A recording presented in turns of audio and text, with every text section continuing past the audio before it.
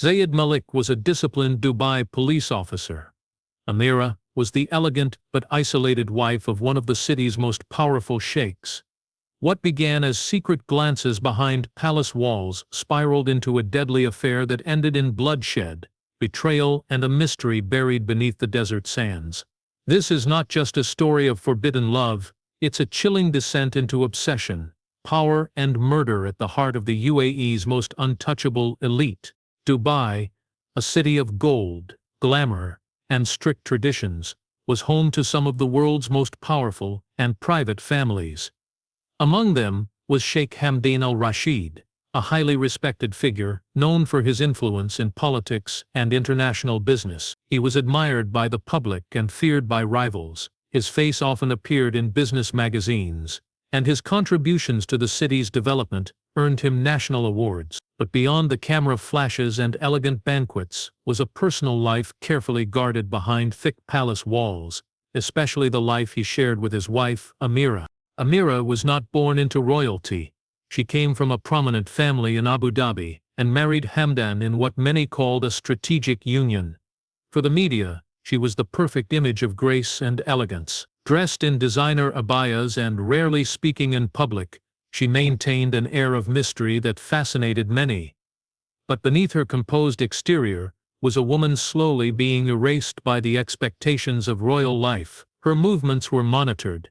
Her friends were chosen for her. Her daily life was dictated by custom, image, and reputation. Even in a city filled with noise and progress, her life was one of silence and stillness. Their marriage, while functional in the public eye, had long since lost its warmth. The sheikh was often away, either managing affairs in Europe or attending exclusive gatherings in Dubai's elite circles. Ameera spent most of her time alone inside the palace, surrounded by staff who followed orders more than they offered companionship. She was given everything except freedom. Books and music became her escape, but eventually, even those small freedoms weren't enough to quiet the restlessness inside her. Then came Officer Zayed Malik, a young, well-trained Dubai police officer. Zayed was known in the force for his precision, clean record, and strong sense of duty. Assigned to palace security, as part of a special unit, he was responsible for updating internal surveillance systems and coordinating with royal security guards. At first he was invisible to Ameera, just another uniformed man in a long line of silent workers, but as weeks passed, she noticed his calm confidence, his silent awareness of his surroundings, and the way he never looked directly at her unless spoken to. Their paths crossed during an early morning walk in the palace gardens. A brief nod. A quiet acknowledgement. Nothing more. But something about that moment lingered. From there, small interactions followed. Always subtle. Always brief. A casual exchange near the stables. A moment of eye contact in the hallway. Neither spoke out of turn, but both knew something dangerous was forming between them. Ameera had lived behind a mask for years. Zayed had followed rules all his life. In each other, they found the spark of rebellion.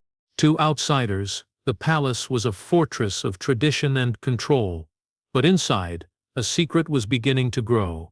One that would eventually shatter reputations, take lives, and expose the hidden cracks in a world that was never as perfect as it seemed.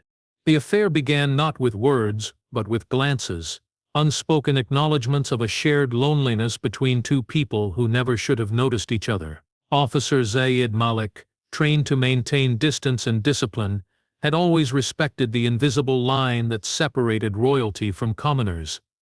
But Ameera's presence was unlike anything he had experienced. There was sadness in her silence, depth in her eyes. She moved like someone pretending to be alive, and that quiet despair drew him in more than he could explain. What started as curiosity became fascination, and fascination turned quickly into temptation. Zayed's duties took him through the palace grounds daily. His assignment involved updating the surveillance network, training new guards, and conducting routine sweeps. These tasks gave him access to restricted areas, places where Ameera often walked alone or read in the courtyard. At first, their interactions were polite and infrequent. A respectful nod, a courteous step aside. But soon, those brief moments turned into stolen ones. She began lingering a few seconds longer. He began timing his routes to cross paths with her more often. Still, no rules were broken. Until they were. One afternoon, while checking the CCTV feed from the palace gardens, Zayed noticed something alarming. A faulty camera positioned near the west wall had been down for several days. It offered a blind spot. One Ameera had apparently discovered before him. She had begun spending more time there, out of view from the security system. He reported the issue but delayed the repair. It became their unspoken meeting place. Within weeks, secret messages were passed through handwritten notes, slipped into books, left behind. They found a rhythm that allowed them to exist together in a world where they were never meant to belong.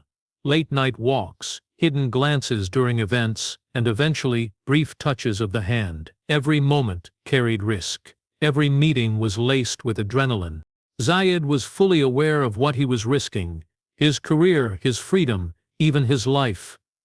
Relationships with members of the royal family were not just scandalous. They were criminal. But the deeper he went, the more impossible it became to pull away. For Ameera, Zayed was the only person who saw her beyond the image, who spoke to her without fear or expectation. For Zayed, she was both dream and danger. They communicated through burner phones, using encrypted apps that promised privacy. Zayed began covering his tracks by altering security logs and disabling audio feeds during their meetings. Their affair grew more intense, and so did their desperation. Ameera began speaking of leaving, of running away and starting over. Zayed, intoxicated by the thought, began planning how they might escape Dubai undetected. But secrets have weight, and the palace walls had eyes that neither of them could see. A sharp-eyed maid noticed Ameera's sudden interest in the garden. A fellow officer questioned Zayed's unusual patrol shifts, and somewhere within the tight-lipped palace staff, a whisper made its way to someone who didn't just listen but acted. They thought they were alone. They weren't. And the net was already beginning to close. Zayed's fantasy of a new life with Ameera began to consume him. What started as secret glances and hurried touches had turned into full-blown obsession. Every day, he studied flight schedules, border patrol weaknesses, and private escape routes. He reached out to a shadowy contact from his past, someone who claimed they could forge documents and arrange safe passage. Zayed believed he was getting closer to freedom, but in reality, he was walking straight into a trap. Ameera's behavior had changed too. She had once spoken softly of escape, of starting over far from the suffocating control of the palace, but now her tone had cooled. She seemed nervous, distant, distracted. At first, Zayed assumed it was fear, but the truth was more complicated. Ameera had begun to feel the weight of her decisions. Her affair had gone from a secret to a ticking bomb. She couldn't eat, couldn't sleep. Whispers echoed through the palace halls about strange phone calls, missing surveillance footage, suspicious behavior. Ameera knew someone was watching. She tried to back away, to bring things to an end quietly, but Zayed wasn't ready to let go. He became unpredictable. He started showing up at unauthorized hours. He left Ameera handwritten letters in places too obvious to ignore. Then one day, he sent her something that changed everything. A USB drive filled with copies of their messages, their meeting times, and even stolen images from security cameras he had manipulated. He added a note: "If I lose you, I won't go alone." Ameera was horrified. Zayed had crossed a line, and now he was threatening everything she had left: her name, her safety, even her life. She knew that if the Sheikh or his advisors saw those files, the consequences wouldn't stop at public shame. Royal families in Dubai operated by their own rules, far beyond police or courts. People didn't just get punished, they disappeared. She had to act fast. Meanwhile, Zayed's life began unraveling. His bank accounts were suddenly frozen. His access to the palace was quietly restricted. He was removed from his assignment and placed on leave under vague allegations of professional misconduct. His supervisor offered no explanation. His apartment was searched. His phone bugged. Every move he made was watched. Someone powerful had found out and was taking him apart piece by piece. Zayed panicked. He suspected that Sheikh Hamdan himself had discovered the affair. But no direct confrontation came. That silence only increased Zayed's paranoia. He called Ameera, begged her to leave with him. She didn't respond. Days passed with no contact. Zayed became erratic, leaving voicemails filled with anger and despair. He believed Ameera had betrayed him, that she had gone back to her husband to save herself. That belief pushed him over the edge. If the palace thought they could silence him, they were wrong. If Ameera thought she could leave him behind, she didn't understand how deep he'd fallen. Zayed had lost everything: his job, his future, and the woman he risked it all for. In his mind, there was only one way to make them pay, and that decision would soon lead to bloodshed. It was just after midnight when the silent alarm was triggered at Sheikh Hamdan's private villa, a secluded property used only a few times a year. The estate, surrounded by desert and protected by state-of-the-art security, was considered impenetrable. No one lived there full-time, and its location remained unknown to most, including the public. But Officer Zayed Malik knew it well. He had worked on the surveillance system himself. He knew the blind spots, the hidden entry points, the timing of the rotating guards, and now he was using that knowledge not to protect, but to kill. The security team arrived 23 minutes after the alarm. They found the front gate damaged, 2 guards unconscious, and the estate in complete darkness. What they discovered inside shocked even the most seasoned operatives. Sheikh Hamdan was found dead in the main hall, slumped against a marble column, blood pooling beneath him. He had been stabbed repeatedly with a combat knife, each wound deep and deliberate. There were signs of a struggle, broken glass scattered across the floor and toppled furniture, suggesting that the sheikh fought hard before falling. But the most chilling discovery was the methodical erasure of digital evidence. Every surveillance camera had been disabled, and the central server had been manually destroyed. Whoever committed the murder had done it with precision and inside knowledge. Within hours, forensic teams identified a fingerprint on the door handle of the weapons cabinet inside the estate. It belonged to Zayed Malik. His boot prints matched those found in the blood near the sheikh's body. A bloodied tactical glove with his initials sewn inside was recovered from the garden wall. An arrest warrant was issued immediately, but Zayed had vanished. His apartment was empty, his phone disconnected. The border control systems had no record of him leaving the country. Private airports were searched, seaports monitored, but there was no trace. Intelligence officers speculated he was hiding in the desert, using old smuggler routes or being protected by someone on the inside. The city of Dubai went into a quiet panic. For security reasons, the murder was not publicly announced, but within elite circles, whispers spread like wildfire. Ameera was placed under discreet confinement within the main palace. Officials questioned her about Zayed's whereabouts and intentions. She denied knowing anything. Despite the circumstantial evidence, there was no direct link between her and the murder.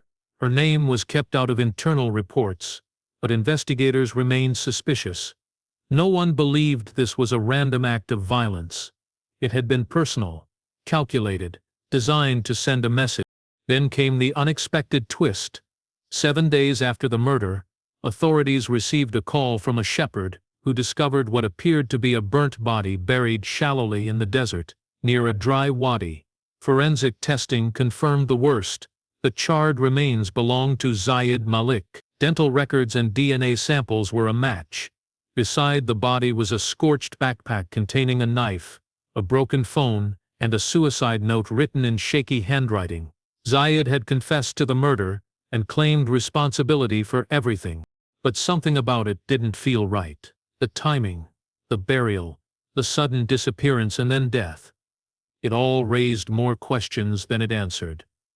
And the truth, it seemed, was still buried beneath the sand. The discovery of Zayed Malik's body in the desert was supposed to bring closure, but instead it deepened the mystery.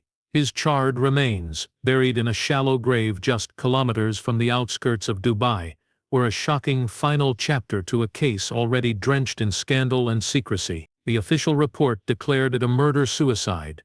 Zayed had killed Sheikh Hamdan in a fit of rage, then fled into the desert, where he ultimately took his own life. The case was sealed, labeled classified, and quietly filed away by the royal office. But among those who had followed the investigation closely, doubts began to grow. The timeline didn't align. For someone as careful and calculating as Zayed, the idea that he would stage such a meticulous crime only to die so sloppily and publicly in the desert seemed out of character. Questions mounted. Why hadn't Zayed fled the country immediately after the murder if escape was always part of the plan? Who buried him? And how did such a high-profile fugitive manage to disappear completely, only to be found days later under circumstances that raised more suspicion than certainty? Whispers began to circulate in the underground circles of Dubai's elite. Some believed Zayed was never in the desert, that his body had been planted to close the case. Others claimed he had tried to blackmail the wrong people and paid the ultimate price. A former intelligence agent anonymously leaked an internal memo suggesting the possibility of a third party involved, someone who had orchestrated both the Sheikh's murder and Zayed's disappearance to protect larger interests. The name Ameera was never mentioned, but her absence in the story became its loudest silence. Ameera's life changed drastically after the incident. She was no longer seen at public functions or charity events. Rumors claimed she had been sent to a private villa in Europe under a false identity, cut off from public life but not harmed, silenced, not punished. Others believed she remained within the palace, kept under heavy watch, her fate sealed behind gold gates and armed guards. Her disappearance from the public eye was never addressed officially, and no statement was ever released in her name. Zayed's family, devastated and confused, received no clear answers. They were not allowed to collect his full remains.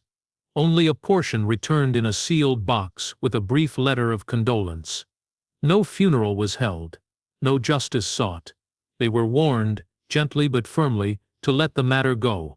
To this day, the case remains one of Dubai's most buried secrets, talked about in hushed tones, never acknowledged officially. Some believe Zayed was a victim of a far greater political game. Others say it was a tragic tale of love gone wrong. But the one truth that endures is this: power protects itself, and in a world ruled by reputation and control, love is the most dangerous rebellion of all. Behind every guarded wall lies a truth no one dares to speak. And in the desert sands of Dubai, the wind erases more than just footprints. It buries stories the world may never know.